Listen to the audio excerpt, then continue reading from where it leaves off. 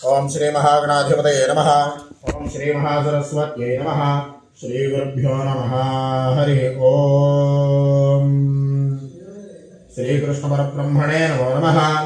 गरुड उवाच धर्मात्मा स्वर्गतिं भुक्त्वा जायते विमले कुले अतस्तस्य तमुत्पत्तिं जननी जठरे वदा यथा विचारं कुरुते देहे संस्मृत्कृते जनः तदा हम श्रोतुमिच्छामि वद मे करुणानिधे। श्री भगवानुवाच साधु पृष्ठं त्वयादाख्य परगोप्यं वदामि ते यस्य विज्ञानमात्रेण सर्वज्ञत्वं प्रजायते वक्ष्यामि च शरीरस्य स्वरूपं पारमार्थिकं ब्रह्माण्डगुणसम्पन्नं योगिनां धारणास्पदं षट्चक्रचिन्तनं यस्मिन् यथा कुर्वन्ति योगिनः ब्रह्मरन्ध्रे चिदानन्दारूपधान्यं तथा शृणु शुचीनां श्रीमदान्येः जायते सुकृती यथा तथा विधानं नियमं तत्पुरुषो कथयामि ते ऋतुकाले तु नारीणां त्यजेद्दिनचतुष्टयं तावन्न लोकयेद्वक्त्रं पापं वपुषितं भवेत् स्नात्वा सञ्चेलसा नारी चतुर्थे हनिशुध्यति सप्ताहात् पितृदेवानां भवेत् योगात् व्रतार्चने सप्ताह मध्यमे योगर्भा स भवेन्नलिनाशयः प्रायशः सम्भवत्यत्र पुत्रा श्राद्धमध्यतः युगायुग्मासु पुत्रा जायन्ते स्त्रियो युग्मासु रात्रिषु पूर्वसप्तकमुत्सृज्य तस्माद्युग्मासु संविशेत्।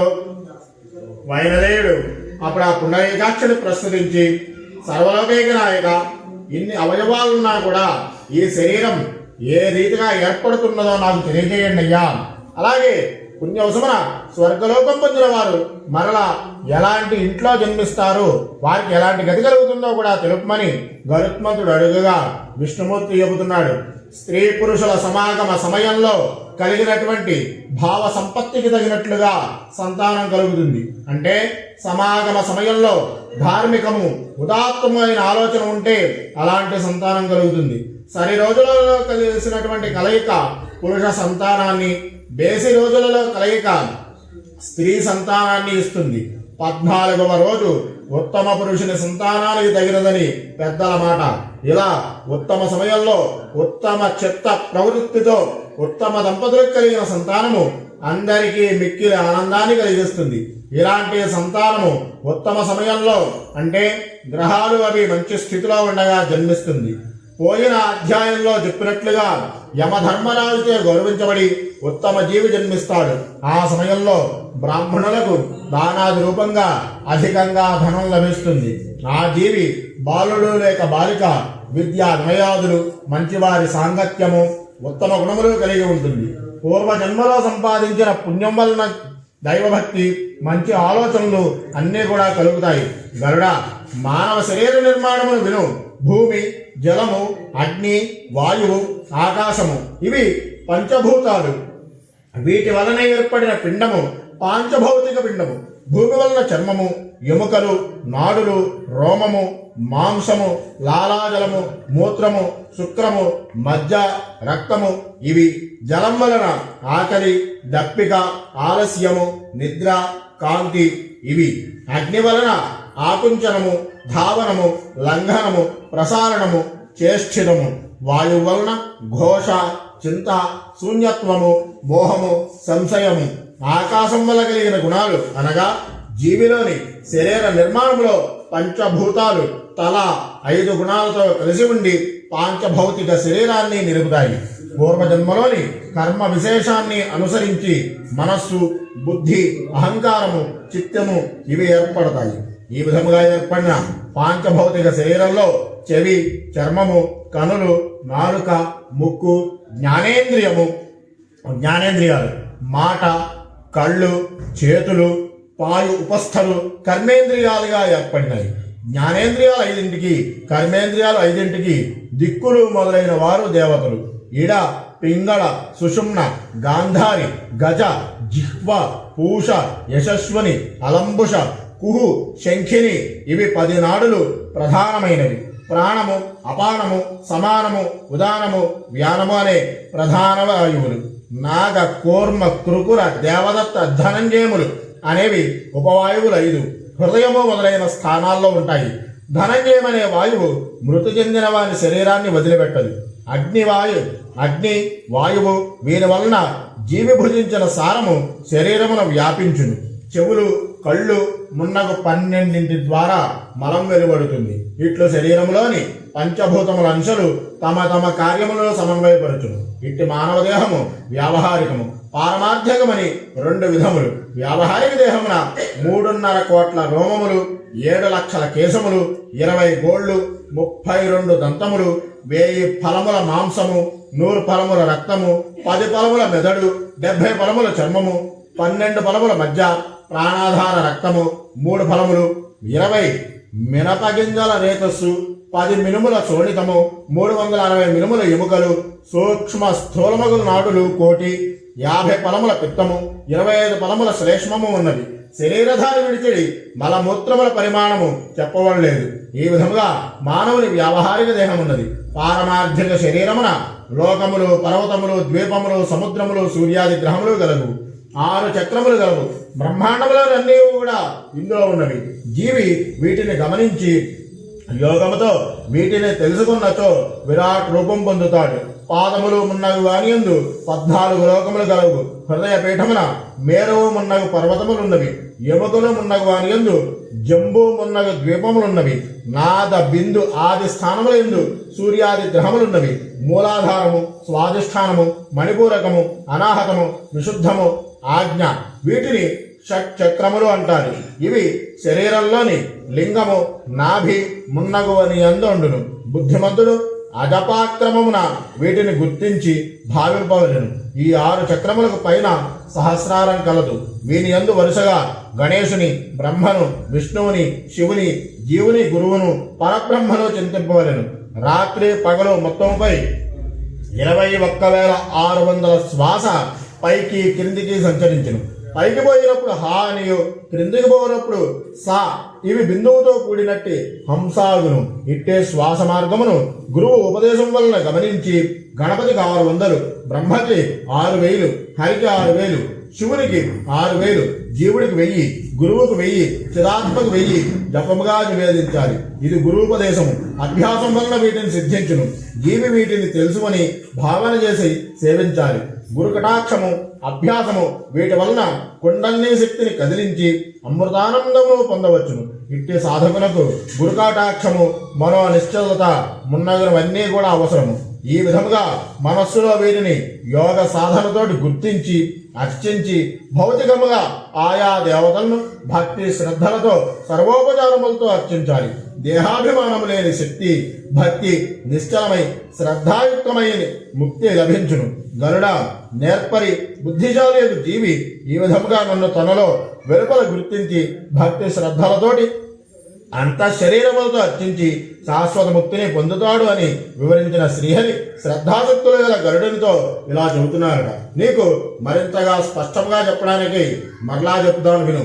ఏ స్త్రీ అయినా సరే బహిష్ట అయినటువంటి 6వ రోజు నుంచి 18వ రోజు వరకు గల సరి సంఖ్య గల రోజులలో అనగా 6, 8, 10 ఈ ప్రకారంగా సరి సంఖ్యల్లో గనుక భర్తతో సంగమిస్తే పుత్రుడు, బేసి సంఖ్య గల దినాలలో అనగా 7, 9, 11 ఈ రీతిలో గనుక భర్తతో కూడితే పుత్రిక జన్మించడం కలుగుతుంది. 4 లేక 5 రోజుల పాటు బహిష్టైన స్త్రీని బ్రహ్మహత్యాపాతకం పీడిస్తున్నందున ఆ దినాలలో ఆమెతో కలవకూడదు సరికదా. ఇంట్లోకి ప్రవేశ అర్హత కూడా కల్పించకూడదు. రజోదర్శనం జరిగి 4 రోజుల అనంతరం 5వ రోజున కారం తినకూడదు. మధుర పదార్థాలనే భుజించాలి. భార్యాభర్తలు పరస్పరం అనురాగ ప్రేరితులై సకామాన్ని ఆచరించి సంయోగం చెంది సత్పుత్రుని కనాలి. గర్భం నిలిచి పెరగడం ప్రారంభిస్తే పక్షం నాటికి గర్భం లోపల గుండ్రని బుడగ ఏర్పడి మాంసంతో కలిసి వృద్ధి పొందుతుంది. మొదటి నెల పూర్తయ్యేసరికి పంచభూతాల సంయోగం, 2వ నెల పూర్తయ్యేసరికి చర్మము, అలాగే 3వ నెలకు నరాలు, 4వ నెలకు వెంట్రుకలు, 5వ నెలకు చెవులు, ముక్కు, 6వ నెలకు కంఠము శిరస్సు, 7వ నెలకు గుహ్యాంగాలు, 8వ నెలకు అంతరావయవాల వికాసం కలిగి 9వ నెలలో పూర్వజన్మ కర్మానికి చింతిస్తూ 10వ మాసం ప్రవేశించగానే శిశువుగా జన్మిస్తాడు. జీవుడు పూర్వజన్మలో చేసిన కర్మాలను అనుసరించి ఈ జన్మలో సుఖ దుఃఖాలు అనుభవిస్తున్నాడే అనడానికి ఇంచుకంతైనా సందేహం అక్కర్లేదు. కనుకనే మలి జన్మలో ఉత్తమ జీవిగా తిరిగి మానవునిగా పుట్టడానికి ఈ జన్మనే సదవకాశంగా భావించుకోవాలి అని చెప్పి చెబుతున్నారట. అలాగా దానాలు చేయడం అని చెప్పడం వల్ల ఎలాంటి వారికైనా దానం చేయడం అన్నదే ముఖ్యం అనుకోకూడదు. దానం పుచ్చుకోగలిగిన వారికి కూడా కొన్ని అర్హతలు ఉండాలి. నిరంతరము భగవద్ ధ్యానాసక్తులు, ఇంద్రియ నిగ్రహం గలవారు, వేదశాస్త్ర ఆగమ పురాణ అధ్యయన పరులు, మంచి పనులు చేస్తూ లోకాన్ని హితాన్ని కోరేవారు, బ్రహ్మ విద్య అనగా గాయత్రి అనుష్ఠాన పరులు, సత్బ్రాహ్మణులు, ఇటువంటి వారికే దానాలు ఇవ్వాలి. చలిని పోగొట్టగలం గుణం అగ్నికి, విషాన్ని దించగల గుణం మంత్రానికి ఏ విధంగా సహజమో అదే రీతిగా ఉత్తముడికి ఇచ్చే దానం సహజంగానే ఫలదాయకం కాగలదు. ఇటువంటి గొప్పవారికి ఇచ్చే దానం వల్ల దాతకు పాప విమోచనం కలుగుతుంది. ఉత్తమమైన ఫలితాలు పొందాలి అనుకునేవారు గోదానము మొదలైనవి వేదశాస్త్రాలు బాగా తెలిసిన బ్రాహ్మణికి ఇవ్వడం వల్ల మంచిది. సదాచారవంతుడి కాని వారికి ఇచ్చే ఏ దానమైనా కూడా నిరర్ధకమే అవుతుంది సరికదా. దాతకు నరకమే ప్రాప్తి కలిగిస్తుంది. అక్కడితో ఆగిక అది దాత గ్రహీత ఇద్దరికీ కూడా 21 తరాల మేరకు నరకదాయకం కాగలదు. ఒక్క గోవును ఒక్కరికే దానం ఇవ్వాలి. ఏ కాలంలో అయినా ఒక గోవును అనేకులకు దానం చేయరాదు. దానంగా ఇవ్వబడిన గోవునకు వెలగట్టి ద్రవ్యంగా మార్చి ఎవరు పంచుకున్నా అది ఇచ్చిన వారికి నరక ప్రాప్తి తప్పదు. కనుకనే ఇన్ని జాగ్రత్తలు చెప్పబడింది. ఇక యోగ్యులైన వారికి భక్తితో చేసిన దానం వల్ల దాతకు ఆ జన్మలోనే గాని లేదా పై జన్మలో గాని ఫలితం ఉంటుంది అనడానికి ఎటువంటి సందేహం అక్కర్లేదు. అది పెట్టెలో పెట్టి తాళం వేసినటువంటి నిధి లాంటిది. ఒక మహాసంపన్నుడు కాలందిరి మరణించాక భక్తి శ్రద్ధలతో ఆ యొక్క ధనికుని పుత్రులు దాన ధర్మాలకు ఎంత అధికంగా వెచ్చించినా కలిగే సద్గతి కంటే సామాన్యుడైనప్పటికీ కూడా పుత్రవంతుడు కానప్పటికీ తన చేత్తో తానే స్వయంగా దానమిచ్చేవాడికి కలిగే సద్గతి భిన్నగా ఉంటుంది. కనుకనే సద్గతులు పొందడానికి కావలసిన సాధనాలన్నీ చక్కబరుచుకోవడం అనగా సత్సంతానాన్ని పొందడం, శారీరక బలం క్షీణించేలోగా ఆయు ప్రమాణం తరిగిపోయేలోగా సత్కర్మలు ఆచరించడము, అంత్యకాలంలో విచారించిన అవసరం లేకుండా ముందుగానే జాగ్రత్త పడడం విజ్ఞులైన వారి విధానము. అది విస్మరించిన ఆ తర్వాత వగిచిన ప్రయోజనం శూన్యము. ఇల్లు కాలుతూ ఉంటే దానిని ఆర్పడానికి అప్పుడు బావి త్రవ్వకం ఆరంభించే వారికి చాందంగా కలుగుతుంది అని చెప్పి చెబుతున్నాడు వాసుదేవుడు. పుణ్యస్థలాల్లో వృషోత్సర్జనం ఇంకా అధిక ఫలాన్ని ఇస్తుంది. స్థల మహిమ చేత ఈ దానంలో ఎటువంటి లోపాలున్నప్పటికీ కూడా అవి సమసిపోతాయి. సమయానికి సక్షీలురు దాన గ్రహీతలు కూడా దొరకకపోతే మంత్రలోపం, క్రియాలోపం ఇలా ఏమున్నా కూడా పుణ్యస్థలంలో చేసినట్లయితే కనుక ఆ లోపాలన్నీ కూడా సమసిపోతాయి. ఇక పుత్రులు ఉన్నారు అనే గర్వంతో తన చేత్తో ఎవరికి ఏ దానాన్ని చేయనట్టి వాడికి సద్గతులు దరిచేరవు. అన్నిటికంటే ముఖ్యమైనది దానం విరివిగా చెయ్యాలి. లోభత్వానికి పాల్పడకూడదు. అవకాశం లేనప్పుడు ఉన్నంతలోనే చెయ్యాలి. దానాలకి ఉత్తమమైన సమయాలు ఏమిటి అంటే కార్తీక మాసంలో పౌర్ణమి రోజు కానీ, ఉత్తరాయణంలో శుక్లపక్షం లేదా కృష్ణపక్షంలో కానీ, ద్వాదశి రోజున కానీ, ఏదైనా ఒక పుణ్య తిథి నాడు కానీ, మంచి నక్షత్రం కూడా చేసుకుంటే ఇంకా మంచిది. సత్కర్మలకే తలమానికమైనటువంటి దానాన్ని జరిపించాలి. ధనం ఆర్జించి కూడబెట్టడం వల్ల సంపన్నుడు లోకంలో సంపన్నుడు అని వ్యవహరించబడచ్చు కానీ పైలోకంలో ఈ లౌకిక సంపన్నునికి వేసమెత్తు కూడా విలువ ఉండదు. అతని చేత సంపాదించబడిన ధర్మం సక్రమ మార్గమా వక్ర మార్గమా అన్నది మొదటగా పరిగణలోకి వస్తుంది. ఆ పైన అందులో దాన ధర్మాలకు ఏ రీతిగా వెచ్చించాడు అనేది పరిశీలించబడుతుంది. కనుకనే వృణయాద్యన్న ధనమాయాతవ్యాం దాధేయాం సమను పత్యేతాబంధం ఓహి వర్తనేరధేవ్యా చక్రాణయా మనవత్వయం తిష్టంతరాయ పురుష. ధనవంతుడు తప్పకుండా పేదలకు ఇవ్వాలి. దూరదృష్టితో మార్గాలను యోచించి ధనాన్ని పెంపొందించుకునే ప్రయత్నం చేయాలి. ఎందుకంటే రథ చక్రాలు తిరిగేటట్లుగా సంపద ఒకరి నుండి ఇంకొకరికి మారిపోతూ ఉంటుంది. అందువల్లనే తాను ఆర్జించిన ధనం గాని ద్రవ్యం గాని తన స్వంతం అనుకోవడం భ్రమ. అటువంటి మూఢుని చూసి దేవతలు పరిహసిస్తారు. సత్పాత్రునికి ద్రవ్యదానము భూదానం చేస్తే భూదేవి కూడా సంతోషిస్తుంది. అట్టి దాత ఇహపరాలు రెండింటా మేలు పొందగలడు. భార్యాపుత్రులు అనే మమకారాన్ని త్రికరణ శుద్ధిగా విడిచిపెట్టి సంసార జంజాటాలకు దూరం జరిగి సదా నన్నే స్మరిస్తూ తీర్థయాత్రాశక్తులై ఉండేవారికి దివ్య జ్ఞానము ఆత్మానందము తథ్యము. ఇందులో సంశయానికి తావులేదు. త్రికరణ శుద్ధిగా సన్యాసిగా చరించే వాణిని దేవతలే కాపాడుతారు. విశేషించి విష్ణు గణాలే అతనికి అండగా నిలుస్తాయి. విధివశాత్తు అతని గాని మరణిస్తే స్వర్గలోకాన్నే సరాసరి జరగలడు. ఏదైనా సరే పుణ్యస్థలంలో మృతి చెందాలన్న కాంక్షతో వచ్చి కొంతకాలం ఆ దివ్య క్షేత్రంలో నివసించి కర్మవశాన ఆ స్థలంలో కాకుండా ఇతర స్థలాల్లో మరణించినప్పుడు అతనికి పుణ్యనదీ తీరాల్లో బ్రాహ్మణ జన్మ సిద్ధిస్తుంది. ఆ బ్రాహ్మణ జన్మ కూడా సాధారణమైనది కాదు. సదాచార సంపన్నత, సకల శాస్త్ర కుశలత, దేవ బ్రాహ్మణ భక్తి తత్పరత ముప్పేటలుగా అల్లుకుని సద్గతులు కలిగించే విశిష్ట బ్రాహ్మణ జన్మ కలుగుతుంది. ధర్మ మార్గ ప్రవర్తనలు బ్రాహ్మణులేదంటే సంకల్పం చెప్పుకుని ఏదైనా క్షేత్రంలోనే తనువు చాలించాలని బయలుదేరి మార్గ మధ్యంలో మనస్సు మార్చుకుని ఇంటికి తిరిగి వచ్చేవాడు మహాపాపిగా పరిగణించబడతాడు. అలా వెళ్ళినవాడు సంకల్ప ప్రకారం ఆచరిస్తే అడుగుకు ఒక గోదాన ఫలితం ఎలా కలుగుతుందో మనస్సు మరలించుకుని తిరిగి వస్తే అడుగుకు ఒక గోహత్య చేసిన పాపం కలుగుతుంది. ఇంట్లో ఉన్నంతకాలం తెలుసో తెలియకో పాపాలు చేసినటువంటి దివ్య క్షేత్రాల్లోని దేవతలను ఆరాధించడం వల్ల, భగవత్ భక్తుల్ని కొలవడం వల్ల, తీర్థ ప్రసాదాలు స్వీకరించడం వలన పటాపంచలవుతాయి. దివ్య క్షేత్రం చేరి కూడా నానా రకాల హీనకృత్యాలు ఆచరిస్తే ఆ పాపానికి పరిహారం లేదు.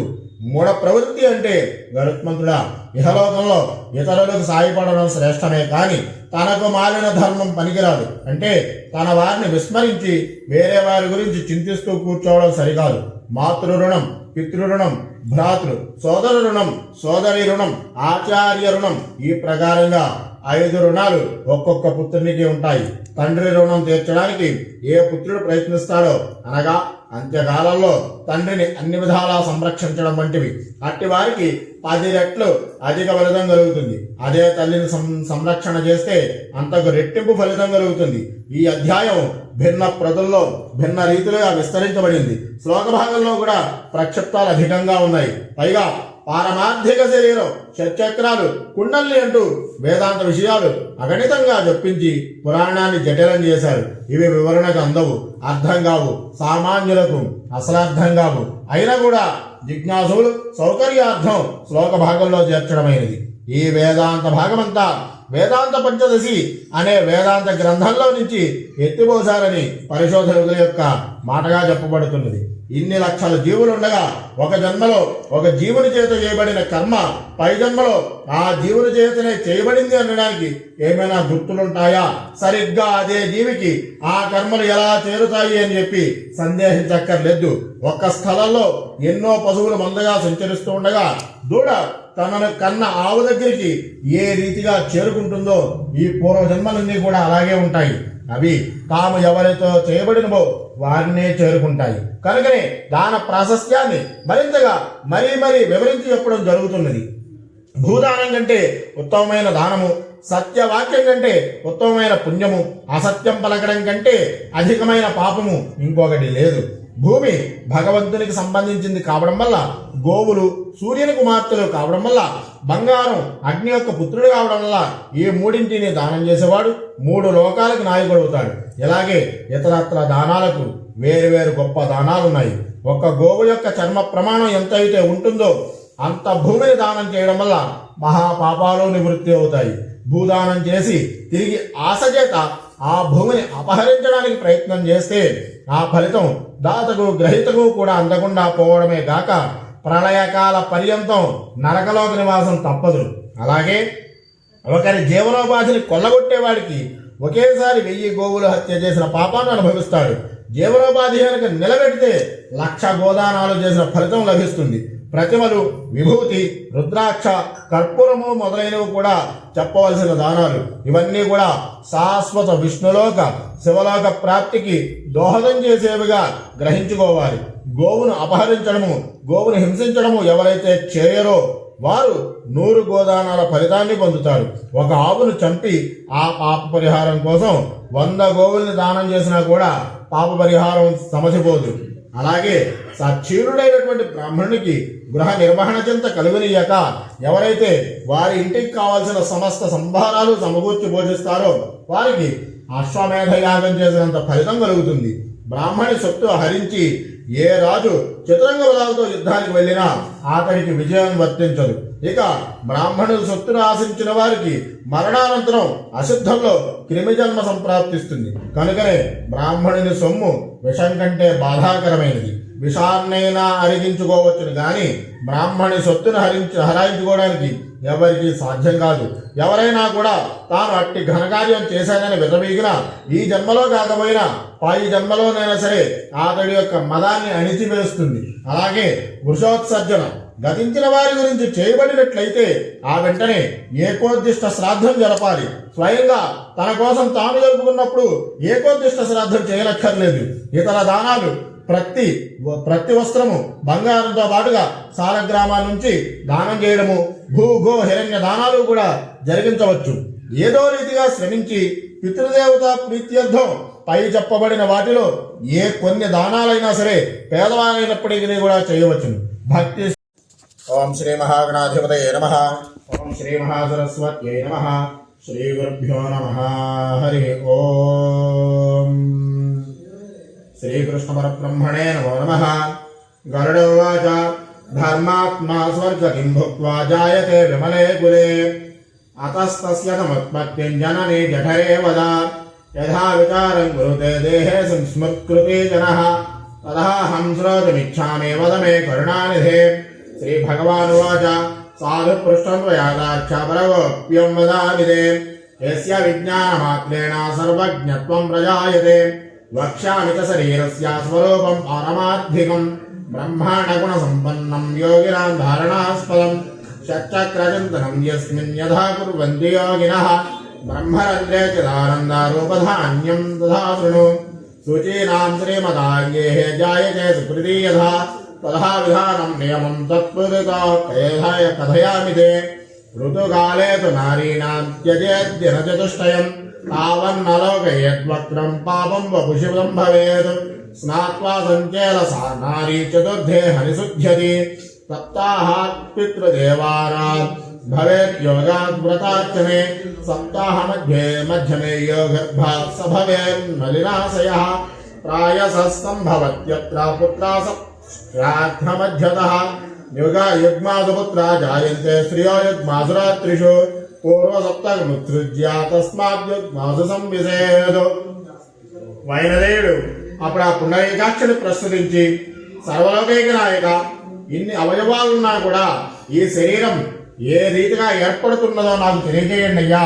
అలాగే పుణ్యవసమున స్వర్గలోకం పొందిన వారు మరలా ఎలాంటి ఇంట్లో జన్మిస్తారు, వారికి ఎలాంటి గతి కలుగుతుందో కూడా తెలుపమని గరుత్మంతుడు అడుగుగా విష్ణుమూర్తి చెబుతున్నాడు. స్త్రీ పురుషుల సమాగమ సమయంలో కలిగినటువంటి భావ సంపత్తికి తగినట్లుగా సంతానం కలుగుతుంది. అంటే సమాగమ సమయంలో ధార్మికము ఉదాత్తమైన ఆలోచన ఉంటే అలాంటి సంతానం కలుగుతుంది. సరి రోజులలో కలిసినటువంటి కలయిక పురుష సంతానాన్ని, బేసి రోజులలో కలయిక స్త్రీ సంతానాన్ని ఇస్తుంది. 14వ రోజు ఉత్తమ పురుషుని సంతానానికి తగినదని పెద్దల మాట. ఇలా ఉత్తమ సమయంలో ఉత్తమ చిత్త ప్రవృత్తితో ఉత్తమ దంపతులకు కలిగిన సంతానము అందరికీ మిక్కిలి ఆనందాన్ని కలిగిస్తుంది. ఇలాంటి సంతానము ఉత్తమ సమయంలో అంటే గ్రహాలు అవి మంచి స్థితిలో ఉండగా జన్మిస్తుంది. పోయిన అధ్యాయంలో చెప్పినట్లుగా యమధర్మరాజుచే గౌరవించబడి ఉత్తమ జీవి జన్మిస్తాడు. ఆ సమయంలో బ్రాహ్మణులకు దానాది రూపంగా అధికంగా ధనం లభిస్తుంది. ఆ జీవి బాలుడు లేక బాలిక విద్యా వినయాదులు, మంచివారి సాంగత్యము, ఉత్తమ గుణములు కలిగి ఉంటుంది. పూర్వ జన్మలో సంపాదించిన పుణ్యం వలన దైవభక్తి, మంచి ఆలోచనలు అన్నీ కూడా కలుగుతాయి. గరుడ, మానవ శరీర నిర్మాణమును విను. భూమి, జలము, అగ్ని, వాయువు, ఆకాశము ఇవి పంచభూతాలు. వీటి వలన ఏర్పడిన పిండము పాంచభౌతిక పిండము. భూమి వలన చర్మము, ఎముకలు, నాడులు, రోమము, మాంసము, లాలాజలము, మూత్రము, శుక్రము, మజ్జ, రక్తము ఇవి. జలం వలన ఆకలి, దప్పిక, ఆలస్యము, నిద్ర, కాంతి ఇవి. అగ్ని వలన ఆకుంచనము, ధావనము, లంఘనము, ప్రసారణము, చేష్టితము. వాయువు వలన ఘోష, చింత, శూన్యత్వము, మోహము, సంశయము. ఆకాశం వల్ల కలిగిన గుణాలు అనగా జీవిలోని శరీర నిర్మాణంలో పంచభూతాలు తల 5 గుణాలతో కలిసి ఉండి పాంచభౌతిక శరీరాన్ని నిలుపుతాయి. పూర్వజన్మలోని కర్మ విశేషాన్ని అనుసరించి మనస్సు, బుద్ధి, అహంకారము, చిత్తము ఇవి ఏర్పడతాయి. ఈ విధముగా ఏర్పడిన పాంచభౌతిక శరీరంలో చెవి, చర్మము, కనులు, నాలుక, ముక్కు, జ్ఞానేంద్రియాలు, మాట, కళ్ళు, చేతులు, పాయు ఉపస్థలు కర్మేంద్రియాలుగా ఏర్పడినాయి. జ్ఞానేంద్రియాలు 5ంటికి, కర్మేంద్రియాలు 5ంటికి దిక్కులు మొదలైన వారు దేవతలు. ఇడ, పింగళ, సుషుమ్న, గాంధారి, గజ, జిహ్వ, పూష, యశస్వని, అలంబుష, కుహు, శంఖిని ఇవి 10 నాడులు ప్రధానమైనవి. ప్రాణము, అపానము, సమానము, ఉదానము, వ్యానము అనే ప్రధాన వాయువులు. నాగ, కూర్మ, కృకుర, దేవదత్త, ధనంజయములు అనేవి ఉపవాయువులు 5 హృదయము మొదలైన స్థానాల్లో ఉంటాయి. ధనంజయం అనే వాయువు మృతి చెందిన వారి శరీరాన్ని వదిలిపెట్టదు. అగ్ని వాయువు వీరి వలన జీవి భుజించిన సారము శరీరమున వ్యాపించును.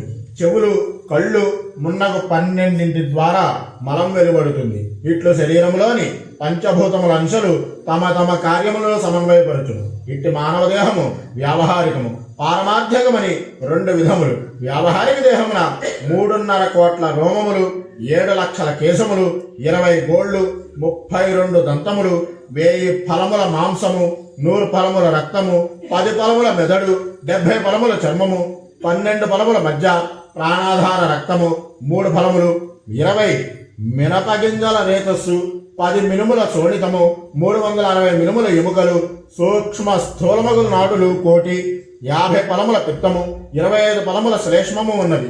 శరీరధారి విడిచిడి మలమూత్రముల పరిమాణము చెప్పవలేదు. ఈ విధముగా మానవుని వ్యావహారిక దేహం ఉన్నది. పారమార్థిక శరీరమున లోకములు, పర్వతములు, ద్వీపములు, సముద్రములు, సూర్యాది గ్రహములు గలవు. 6 చక్రములు గలవు. బ్రహ్మాండములోని అన్నీ కూడా ఇందులో ఉన్నవి. జీవి వీటిని గమనించి యోగముతో వీటిని తెలుసుకున్నచో విరాట్ రూపం పొందుతాడు. పాదములు మున్నగు వానియందు 14 లోకములు గలవు. హృదయ పీఠమున మేరువు మున్నగు పర్వతములున్నవి. ఎముకలు మున్నగు వానియందు జంబూ మున్నగు ద్వీపములున్నవి. నాద బిందు ఆది స్థానములందు సూర్యాది గ్రహములున్నవి. మూలాధారము, స్వాధిష్టానము, మణిపూరకము, అనాహతము, విశుద్ధము, ఆజ్ఞ వీటిని షట్చక్రములు అంటారు. ఇవి శరీరంలోని లింగము, నాభి మున్నగు అని అందుండును. బుద్ధిమంతుడు అజపాక్రమమున వీటిని గుర్తించి భావింపవలెను. ఈ 6 చక్రములకు పైన సహస్రారం కలదు. వీని యందు వరుసగా గణేశుని, బ్రహ్మను, విష్ణువుని, శివుని, జీవుని, గురువును, పరబ్రహ్మను చింతింపవలెను. రాత్రి పగలు మొత్తంపై 21,600 శ్వాస పైకి క్రిందికి సంచరించును. పైకి పోయినప్పుడు హా అనియు, క్రిందికి పోయినప్పుడు సా ఇవి బిందువుతో కూడినట్టి హంసాగును. ఇట్టే శ్వాస మార్గమును గురువు ఉపదేశం వలన గమనించి గణపతికి 600, బ్రహ్మకి 6,000, హరికి 6,000, శివునికి 6,000, జీవుడికి 1000, గురువుకు 1000, చిదాత్మకు 1000 జపముగా నివేదించాలి. ఇది గురువుపదేశము. అభ్యాసం వలన వీటిని సిద్ధించును. జీవి వీటిని తెలుసుకొని భావన చేసి సేవించాలి. గురు కటాక్షము, అభ్యాసము వీటి వలన కుండల్ని శక్తిని కదిలించి అమృతానందము పొందవచ్చును. ఇట్టి సాధకులకు గురుకటాక్షము, మనో నిశ్చలత మున్నగునవన్నీ కూడా అవసరము. ఈ విధముగా మనస్సులో వీరిని యోగ సాధనతోటి గుర్తించి అర్చించి భౌతికముగా ఆయా దేవతలను భక్తి శ్రద్ధలతో సర్వోపచారములతో అర్చించాలి. దేహాభిమానము లేని శక్తి భక్తి నిశ్చలమై శ్రద్ధాయుక్తమైన ముక్తి లభించును. గరుడ నేర్పరి బుద్ధిశాలి జీవి ఈ విధముగా నన్ను తనలో వెలుపల గుర్తించి భక్తి శ్రద్ధలతోటి అంత శరీరములతో అర్చించి శాశ్వత ముక్తిని పొందుతాడు అని వివరించిన శ్రీహరి శ్రద్ధాశక్తులు గల గరుడునితో ఇలా చెబుతున్నారట. నీకు మరింతగా స్పష్టంగా చెప్పడానికి మరలా చెప్తాను విను. ఏ స్త్రీ అయినా సరే బహిష్ఠైనటువంటి 6వ రోజు నుంచి 18వ రోజు వరకు గల సరి సంఖ్య గల రోజులలో అనగా 6, 8, 10 ఈ ప్రకారంగా సరి సంఖ్యల్లో గనక భర్తతో సంగమిస్తే పుత్రుడు బేసి సంఖ్య గల దినాలలో అనగా 7, 9, 11 ఈ రీతిలో గనక భర్తతో కూడితే పుత్రికా జన్మించడం కలుగుతుంది. 4 లేక 5 రోజుల పాటు బహిష్ఠైన స్త్రీని బ్రహ్మహత్యాపాతకం పీడిస్తున్నందున ఆ దినాలలో ఆమెతో కలవకూడదు సరికదా, ఇంట్లోకి ప్రవేశ అర్హత కూడా కల్పించకూడదు. రజోదర్శనం జరిగి 4 రోజుల అనంతరం 5వ రోజున కారం తినకూడదు. మధుర పదార్థాలనే భుజించాలి. భార్యాభర్తలు పరస్పరం అనురాగ ప్రేరితులై సకామాన్ని ఆచరించి సంయోగం చెంది సత్పుత్రుని కనాలి. గర్భం నిలిచి పెరగడం ప్రారంభిస్తే పక్షం నాటికి గర్భం లోపల గుండ్రని బుడగ ఏర్పడి మాంసంతో కలిసి వృద్ధి పొందుతుంది. మొదటి నెల పూర్తయ్యేసరికి పంచభూతాల సంయోగం, 2వ నెల పూర్తయ్యేసరికి చర్మము, అలాగే 3వ నెలకు నరాలు, 4వ నెలకు వెంట్రుకలు, 5వ నెలకు చెవులు, ముక్కు, 6వ నెలకు కంఠము శిరస్సు, 7వ నెలకు గుహ్యాంగాలు, 8వ నెలకు అంతరావయవాల వికాసం కలిగి 9వ నెలలో పూర్వజన్మ కర్మానికి చింతిస్తూ 10వ మాసం ప్రవేశించగానే శిశువుగా జన్మిస్తాడు. జీవుడు పూర్వజన్మలో చేసిన కర్మాలను అనుసరించి ఈ జన్మలో సుఖ దుఃఖాలు అనుభవిస్తున్నాడే అనడానికి ఇంచుకంతైనా సందేహం అక్కర్లేదు. కనుకనే మలి జన్మలో ఉత్తమ జీవిగా తిరిగి మానవునిగా పుట్టడానికి ఈ జన్మనే సదవకాశంగా భావించుకోవాలి అని చెప్పి చెబుతున్నారట. అలాగా దానాలు చేయడం అని చెప్పడం వల్ల ఎలాంటి వారికైనా దానం చేయడం అన్నదే ముఖ్యం అనుకోకూడదు. దానం పుచ్చుకోగలిగిన వారికి కూడా కొన్ని అర్హతలు ఉండాలి. నిరంతరము భగవద్ ధ్యానాసక్తులు, ఇంద్రియ నిగ్రహం గలవారు, వేదశాస్త్ర ఆగమ పురాణ అధ్యయన పరులు, మంచి పనులు చేస్తూ లోకాన్ని హితాన్ని కోరేవారు, బ్రహ్మ విద్య అనగా గాయత్రి అనుష్ఠాన పరులు, సత్బ్రాహ్మణులు ఇటువంటి వారికే దానాలు ఇవ్వాలి. చలిని పోగొట్టగలం గుణం అగ్నికి, విషాన్ని దించగల గుణం మంత్రానికి ఏ విధంగా సహజమో అదే రీతిగా ఉత్తముడికి ఇచ్చే దానం సహజంగానే ఫలదాయకం కాగలదు. ఇటువంటి గొప్పవారికి ఇచ్చే దానం వల్ల దాతకు పాప విమోచనం కలుగుతుంది. ఉత్తమమైన ఫలితాలు పొందాలి అనుకునేవారు గోదానము మొదలైనవి వేదశాస్త్రాలు బాగా తెలిసిన బ్రాహ్మణికి ఇవ్వడం వల్ల మంచిది. సదాచారవంతుడి కాని వారికి ఇచ్చే ఏ దానమైనా కూడా నిరర్ధకమే అవుతుంది సరికదా. దాతకు నరకమే ప్రాప్తి కలిగిస్తుంది. అక్కడితో ఆగిక అది దాత గ్రహీత ఇద్దరికీ కూడా 21 తరాల మేరకు నరకదాయకం కాగలదు. ఒక్క గోవును ఒక్కరికే దానమివ్వాలి. ఏ కాలంలో అయినా ఒక గోవును అనేకులకు దానం చేయరాదు. దానంగా ఇవ్వబడిన గోవునకు వెలగట్టి ద్రవ్యంగా మార్చి ఎవరు పంచుకున్నా అది ఇచ్చిన వారికి నరక ప్రాప్తి తప్పదు. కనుకనే ఇన్ని జాగ్రత్తలు చెప్పబడింది. ఇక యోగ్యులైన వారికి భక్తితో చేసిన దానం వల్ల దాతకు ఆ జన్మలోనే గాని లేదా పై జన్మలో గాని ఫలితం ఉంటుంది అనడానికి ఎటువంటి సందేహం అక్కర్లేదు. అది పెట్టెలో పెట్టి తాళం వేసినటువంటి నిధి లాంటిది. ఒక మహాసంపన్నుడు కాలందిరి మరణించాక భక్తి శ్రద్ధలతో ఆ యొక్క ధనికుని పుత్రులు దాన ధర్మాలకు ఎంత అధికంగా వెచ్చించినా కలిగే సద్గతి కంటే సామాన్యుడైనప్పటికీ కూడా పుత్రవంతుడు కానప్పటికీ తన చేత్తో తానే స్వయంగా దానమిచ్చేవాడికి కలిగే సద్గతి మిన్నగా ఉంటుంది. కనుకనే సద్గతులు పొందడానికి కావలసిన సాధనాలన్నీ చక్కబరుచుకోవడం అనగా సత్సంతానాన్ని పొందడం, శారీరక బలం క్షీణించేలోగా ఆయు ప్రమాణం తరిగిపోయేలోగా సత్కర్మలు ఆచరించడము, అంత్యకాలంలో విచారించిన అవసరం లేకుండా ముందుగానే జాగ్రత్త పడడం విజ్ఞులైన వారి విధానము. అది విస్మరించిన ఆ తర్వాత వగిచిన ప్రయోజనం శూన్యము. ఇల్లు కాలుతూ ఉంటే దానిని ఆర్పడానికి అప్పుడు బావి త్రవ్వకం ఆరంభించే వారికి చాందంగా కలుగుతుంది అని చెప్పి చెబుతున్నాడు వాసుదేవుడు. పుణ్యస్థలాల్లో వృషోత్సర్జనం ఇంకా అధిక బలాన్ని ఇస్తుంది. స్థల మహిమ చేత ఈ దానంలో ఎటువంటి లోపాలున్నప్పటికీ కూడా అవి సమసిపోతాయి. సమయానికి సక్షీలురు దాన గ్రహీతలు కూడా దొరకకపోతే మంత్రలోపం, క్రియాలోపం ఇలా ఏమున్నా కూడా పుణ్యస్థలంలో చేసినట్లయితే కనుక ఆ లోపాలన్నీ కూడా సమసిపోతాయి. ఇక పుత్రులు ఉన్నారు అనే గర్వంతో తన చేత్తో ఎవరికి ఏ దానాన్ని చేయనట్టి వాడికి సద్గతులు దరిచేరవు. అన్నిటికంటే ముఖ్యమైనది దానం విరివిగా చెయ్యాలి. లోభత్వానికి పాల్పడకూడదు. అవకాశం లేనప్పుడు ఉన్నంతలోనే చెయ్యాలి. దానాలకి ఉత్తమమైన సమయాలు ఏమిటి అంటే కార్తీక మాసంలో పౌర్ణమి రోజు కానీ, ఉత్తరాయణంలో శుక్లపక్షం లేదా కృష్ణపక్షంలో గాని ద్వాదశి రోజున గాని ఏదైనా ఒక పుణ్య తిథి నాడు గాని మంచి నక్షత్రం కూడా చేసి కొడితే ఇంకా మంచిది. సత్కర్మలకై తలమానికమైనటువంటి దానాన్ని జరిపించాలి. ధనం ఆర్జించి కూడబెట్టడం వల్ల సంపన్నుడు, లోకంలో సంపన్నుడు అని వ్యవహరించబడచ్చు గాని పైలోకంలో ఈ లౌకిక సంపన్నునికి వేసమెత్తు కూడా విలువ ఉండదు. అతని చేత సంపాదించబడిన ధర్మం సక్రమ మార్గమా వక్ర మార్గమా అన్నది మొదటగా పరిగణలోకి వస్తుంది. ఆ పైన అందులో దాన ధర్మాలకు ఏ రీతిగా వెచ్చించాడు అనేది పరిశీలించబడుతుంది. కనుకనే వృణయాద్యన్న ధనమాయాతవ్యాం దాఘేయాం సమను పత్యేతాబంధం ఓహి వర్తనేరధేవ్యా చక్రాణయా మనవక్వయం తిష్టంతరాయ పురుష. ధనవంతుడు తప్పకుండా పేదలకు ఇవ్వాలి. దూరదృష్టితో మార్గాలను యోచించి ధనాన్ని పెంపొందించుకునే ప్రయత్నం చేయాలి. ఎందుకంటే రథ చక్రాలు తిరిగేటట్లుగా సంపద ఒకరి నుండి ఇంకొకరికి మారిపోతూ ఉంటుంది. అందువల్లనే తాను ఆర్జించిన ధనం గాని ద్రవ్యం గాని తన స్వంతం అనుకోవడం భ్రమ.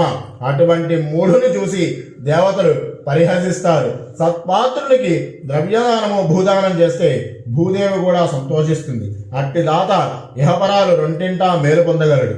భార్యాపుత్రులు అనే మమకారాన్ని త్రికరణ శుద్ధిగా విడిచిపెట్టి సంసార జంజాటాలకు దూరం జరిగి సదా నన్నే స్మరిస్తూ తీర్థయాత్రాశక్తులై ఉండేవారికి దివ్య జ్ఞానము ఆత్మానందము తథ్యము. ఇందులో సంశయానికి తావులేదు. త్రికరణ శుద్ధిగా సన్యాసిగా చరించే వారిని దేవతలే కాపాడుతారు. విశేషించి విష్ణు గణాలే అతనికి అండగా నిలుస్తాయి. విధివశాత్తు అతని గాని మరణిస్తే స్వర్గలోకాన్నే సరాసరి జరగలడు. ఏదైనా సరే పుణ్యస్థలంలో మృతి చెందాలన్న కాంక్షతో వచ్చి కొంతకాలము ఆ దివ్య క్షేత్రంలో నివసించి కర్మవశాన ఆ స్థలంలో కాకుండా ఇతర స్థలాల్లో మరణించినప్పుడు అతనికి పుణ్యనదీ తీరాల్లో బ్రాహ్మణ జన్మ సిద్ధిస్తుంది. ఆ బ్రాహ్మణ జన్మ కూడా సాధారణమైనది కాదు. సదాచార సంపన్నత, సకల శాస్త్ర కుశలత, దేవ బ్రాహ్మణ భక్తి తత్పరత ముప్పేటలుగా అల్లుకుని సద్గతులు కలిగించే విశిష్ట బ్రాహ్మణ జన్మ కలుగుతుంది. ధర్మ మార్గ ప్రవర్తనలు బ్రాహ్మణులేదట సంకల్పం చెప్పుకుని ఏదైనా క్షేత్రంలోనే తనువు చాలించాలని బయలుదేరి మార్గ మధ్యంలో మనస్సు మార్చుకుని ఇంటికి తిరిగి వచ్చేవాడు మహాపాపిగా పరిగణించబడతాడు. అలా వెళ్ళినవాడు సంకల్ప ప్రకారం ఆచరిస్తే అడుగుకు ఒక గోదాన ఫలితం ఎలా కలుగుతుందో మనస్సు మరలించుకుని తిరిగి వస్తే అడుగుకు ఒక గోహత్య చేసిన పాపం కలుగుతుంది. ఇంట్లో ఉన్నంతకాలం తెలుసో తెలియకో పాపాలు చేసినటువంటి దివ్య క్షేత్రాల్లోని దేవతలను ఆరాధించడం వల్ల, భగవత్ భక్తుల్ని కొలవడం వల్ల, తీర్థ ప్రసాదాలు స్వీకరించడం వలన పటాపంచలవుతాయి. దివ్య క్షేత్రం చేరి కూడా నానా రకాల హీనకృత్యాలు ఆచరిస్తే ఆ పాపానికి పరిహారం లేదు. మూఢ ప్రవృత్తి అంటే గరుత్మంతుడా, ఇహలోకంలో ఇతరులకు సాయపడడం శ్రేష్టమే కాని తనకు మాలిన ధర్మం పనికిరాదు. అంటే తన వారిని విస్మరించి వేరే వారి గురించి చింతిస్తూ కూర్చోవడం సరికాదు. మాతృ రుణం, పితృ రుణం, భ్రాతృ సోదర రుణం, సోదరి రుణం, ఆచార్య రుణం, ఈ ప్రకారంగా 5 రుణాలు ఒక్కొక్క పుత్రునికి ఉంటాయి. తండ్రి రుణం తీర్చడానికి ఏ పుత్రుడు ప్రయత్నిస్తాడో అనగా అంత్యకాలంలో తండ్రిని అన్ని విధాలా సంరక్షించడం వంటివి. అట్టి వారికి 10 రెట్లు అధిక ఫలితం కలుగుతుంది. అదే తల్లిని సంరక్షణ చేస్తే అంతకు రెట్టింపు ఫలితం కలుగుతుంది. ఈ అధ్యాయం భిన్న ప్రతుల్లో భిన్న రీతిలుగా విస్తరించబడింది. శ్లోక భాగంలో కూడా ప్రక్షిప్తాలు అధికంగా ఉన్నాయి. పైగా పారమార్థిక శరీరం, షట్చక్రాలు, కుండల్ని అంటూ వేదాంత విషయాలు అగణితంగా జొప్పించి పురాణాన్ని జటిలం చేశారు. ఇవి వివరణకు అందవు, అర్థం కావు, సామాన్యులకు అసలు అర్థం కావు. అయినా కూడా జిజ్ఞాసులు సౌకర్యార్థం శ్లోక భాగంలో చేర్చడమైనది. ఈ వేదాంత భాగమంతా వేదాంత పంచదశి అనే వేదాంత గ్రంథంలో నుంచి ఎత్తిపోశారని పరిశోధకుల యొక్క మాటగా చెప్పబడుతున్నది. ఇన్ని లక్షల జీవులుండగా ఒక జన్మలో ఒక జీవుని చేత చేయబడిన కర్మ పై జన్మలో ఆ జీవుని చేతనే చేయబడింది అనడానికి ఏమైనా గుర్తులుంటాయా? సరిగ్గా అదే జీవికి ఆ కర్మలు ఎలా చేరుతాయి అని చెప్పి సందేహించక్కర్లేదు. ఒక్క స్థలంలో ఎన్నో పశువులు మందగా సంచరిస్తూ ఉండగా దూడ తనను కన్న ఆవు దగ్గరికి ఏ రీతిగా చేరుకుంటుందో ఈ పూర్వజన్మలన్నీ కూడా అలాగే ఉంటాయి. అవి తాము ఎవరితో చేయబడినవో వారినే చేరుకుంటాయి. కనుకనే దాన ప్రాశస్త్యాన్ని మరింతగా మరీ వివరించి చెప్పడం జరుగుతున్నది. భూదానం కంటే ఉత్తమమైన దానము సత్యవాక్యం కంటే ఉత్తమమైన పుణ్యము, అసత్యం పలకడం కంటే అధికమైన పాపము ఇంకొకటి లేదు. భూమి భగవంతునికి సంబంధించింది కావడం వల్ల, గోవులు సూర్యుని కుమార్తెలు కావడం వల్ల, బంగారం అగ్ని యొక్క పుత్రుడు కావడం వల్ల ఈ మూడింటిని దానం చేసేవాడు 3 లోకాలకు నాయకుడు అవుతాడు. ఇలాగే ఇతరత్ర దానాలకు వేరు గొప్ప దానాలు ఉన్నాయి. ఒక్క గోవు యొక్క చర్మ ప్రమాణం ఎంత అయితే ఉంటుందో అంత భూమిని దానం చేయడం వల్ల మహాపాపాలు నివృత్తి అవుతాయి. భూదానం చేసి తిరిగి ఆశ చేత ఆ భూమిని అపహరించడానికి ప్రయత్నం చేస్తే ఆ ఫలితం దాతకు గ్రహీతకు కూడా అందకుండా పోవడమే గాక ప్రళయకాల పర్యంతం నరకలోక నివాసం తప్పదు. అలాగే ఒకరి జీవనోపాధిని కొల్లగొట్టేవాడికి ఒకేసారి 1000 గోవులు హత్య చేసిన పాపాన్ని అనుభవిస్తాడు. జీవనోపాధి కనుక నిలబెడితే 1,00,000 గోదానాలు చేసిన ఫలితం లభిస్తుంది. ప్రతిమలు, విభూతి, రుద్రాక్ష, కర్పూరము మొదలైనవి కూడా చెప్పవలసిన దానాలు. ఇవన్నీ కూడా శాశ్వత విష్ణులోక శివలోక ప్రాప్తికి దోహదం చేసేవిగా గ్రహించుకోవాలి. గోవును అపహరించడము, గోవును హింసించడము ఎవరైతే చేయరో వారు 100 గోదానాల ఫలితాన్ని పొందుతారు. ఒక ఆవును చంపి ఆ పాప పరిహారం కోసం 100 గోవుల్ని దానం చేసినా కూడా పాప పరిహారం సమసిపోదు. అలాగే సచ్చీలుడైనటువంటి బ్రాహ్మణునికి గృహ నిర్వహణ చింత కలుగునియక ఎవరైతే వారి ఇంటికి కావాల్సిన సమస్త సంభారాలు సమకూర్చి పోషిస్తారో వారికి అశ్వమేధ యాగం చేసినంత ఫలితం కలుగుతుంది. బ్రాహ్మణి సొత్తు హరించి ఏ రాజు చతురంగ బలాలతో యుద్ధానికి వెళ్ళినా అతడికి విజయం వర్తించదు. ఇక బ్రాహ్మణులు సొత్తును ఆశించిన వారికి మరణానంతరం అశుద్ధంలో క్రిమిజన్మ సంప్రాప్తిస్తుంది. కనుకనే బ్రాహ్మణుని సొమ్ము విషం కంటే బాధాకరమైనది. విషాన్నైనా అరిగించుకోవచ్చును కానీ బ్రాహ్మణి సొత్తును హరాయించుకోవడానికి ఎవరికి సాధ్యం కాదు. ఎవరైనా కూడా తాను అట్టి ఘనకార్యం చేశానని విర్రవీగినా ఈ జన్మలో కాకపోయినా పై జన్మలోనైనా సరే అతడి యొక్క మదాన్ని అణిచివేస్తుంది. అలాగే వృషోత్సర్జన గతించిన వారి గురించి చేయబడినట్లయితే ఆ వెంటనే ఏకోద్దిష్ట శ్రాద్ధం జరపాలి. స్వయంగా తన కోసం తాను జరుపుకున్నప్పుడు ఏకోద్దిష్ట శ్రాద్ధం చేయనక్కర్లేదు. ఇతర దానాలు ప్రతి వస్త్రము బంగారంతో పాటుగా సాలగ్రామాల నుంచి దానం చేయడము, భూగో హిరణ్య దానాలు కూడా జరిగించవచ్చు. ఏదో రీతిగా శ్రమించి పితృదేవత ప్రీత్యర్థం పై చెప్పబడిన వాటిలో ఏ కొన్ని దానాలైనా సరే పేదవారైనప్పటికీ కూడా చేయవచ్చును. భక్తి శ్రద్ధలు ముఖ్యం. వాడు పేదవారైతే ఒక్క దానమైనా వారు చేయొచ్చు. తిలదానము, శయ్యాదానం వంటివి శక్తి కొద్దీ ఆచరించవచ్చు. ఈ 2 దానాలకు దక్షిణ అధికంగా ఇచ్చి బ్రాహ్మణ శ్రేష్ఠుల్ని తృప్తిపరచాలి. అట్టి మినహాయించి చేయదగినవి చేసి తీరాలి. ఇవ్వగలిగిన వారు శయ్యాదానం చేసుకునే విప్రుని ఆ శయ్యపైన ఉంచి దానం ఇవ్వడం శ్రేష్టము. పుత్రహీనుడైన వారికి దానాల్ని అతని మనుమల చేత, కూతురు పిల్లల చేత కూడా చేయించవచ్చు. శక్తి కొద్దీ నిత్యం దానాలు చేయగలిగే వారికి సద్గతులు అనాయాసంగా లభిస్తాయి అనడంలో ఎటువంటి సందేహము లేదు. శరీరం దృఢంగా ఉన్నప్పుడే దివ్య పుణ్యక్షేత్రాలు అనగా 12 జ్యోతిర్లింగాలు, 18 శక్తిపీఠాలు, పంచారామాలు, గణపతి కుమారస్వామి వెలిసిన దివ్యక్షేత్రాలు యాత్రార్థం దర్శిస్తే మంచిది. ఆయా క్షేత్రాల్లో విశేష పూజలు జరపాలి. మాతాపితరులు గతించాక వారి నిమిత్తం పుత్రుడన్నవాడు ప్రతి ఏటా శ్రాద్ధ విధి నిర్వర్తించాలి. తల్లికి తండ్రికి ఆచార్యుడికి తన వల్ల అయినట్టి ధర్మం నిర్వర్తించాలి. మరణించిన వారికి కర్మ చేయు కాలమున ఎవరైతే బ్రాహ్మణులకు భూరిగా దక్షిణిస్తారో అట్టి వారికి కోరిన కోరికలన్నీ కూడా సిద్ధిస్తాయి. మరణించిన అతడు ప్రాతజన్మం పొందడు. సన్యాసులు, యోగులు, యతులు మొదలైన వారు ఏ లోకాలను పొందుతారో ఆ దివ్య లోకాలన్నీ కూడా అలాంటి వారికి చెందుతాయి. దేహాభిమానం గలవారందరికీ అంతర్ముఖత్వం సాధ్యం కాదు. అందువల్ల వారికి నా యందు భక్తి ఒక్కటే సులభమైన మోక్షదాతము. తపస్సు, యోగము, మోక్షం మొదలైనటువంటి మోక్ష సాధనాలు చాలా ఉన్నాయి. కానీ సంసార జీవనులకు నా భక్తే చాలా మంచిది. వేద శాస్త్రాలు ముమ్మారు పరిశీలించి బ్రహ్మాదులచే అంశాన్ని నిర్ణయించారు. యజ్ఞాదులు చిత్తశోధనాలు కారకాలు. నా యందు భక్తి ఫలిత రూపం. దాన్ని పొందేవారు జడరు. సుకృతాలు చేసుకునేవారు ఈ రీతిగా ప్రవర్తించి నా యందు గల భక్తి గల తుదకు మోక్షం పొందుతారు. మరణానంతరం చేయే క్రియలలో అంత భాగము నీకు చెప్పబడింది. ఇంకా ఏమైనా సందేహాలుంటే కనుక నన్ను అడుగువయ్యా అని చెప్పేసి ఈ 15వ అధ్యాయంలో స్వామివారు ఆ యొక్క గరుత్మంతుల వారికి వివరంగా చెప్పి ఉన్నారట. చెప్పి ఉన్నప్పటికీ కూడా గరుత్మంతుల వారు మరలా అడుగుతున్నాడు.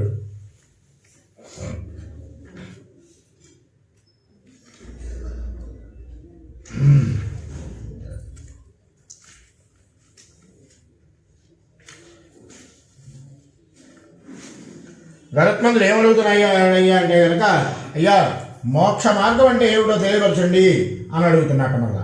అడిగేసరికి శ్రుతామయదయా సింధో యజ్ఞా జీవన సంస్కృతి అధునాత్రోగమిచ్చామి మోక్షోపాయం సనాతనం భగవన్ దేవ దేవేశ శరణాగతవత్సల అసారే ఘోర సంసారే సర్వదుఃఖమలీయసే నానావిధ శరీరస్థ అనంత జీవరాశయ జాయంతే చ మ్రియంతే చ తేషామంతో న విద్యతే సదా దుఃఖతురా ఏవ న సఖీ విద్యతే క్వచిత్ కేనోపాయేన మోక్షే సా ముచ్యంతే వదమే ప్రభో.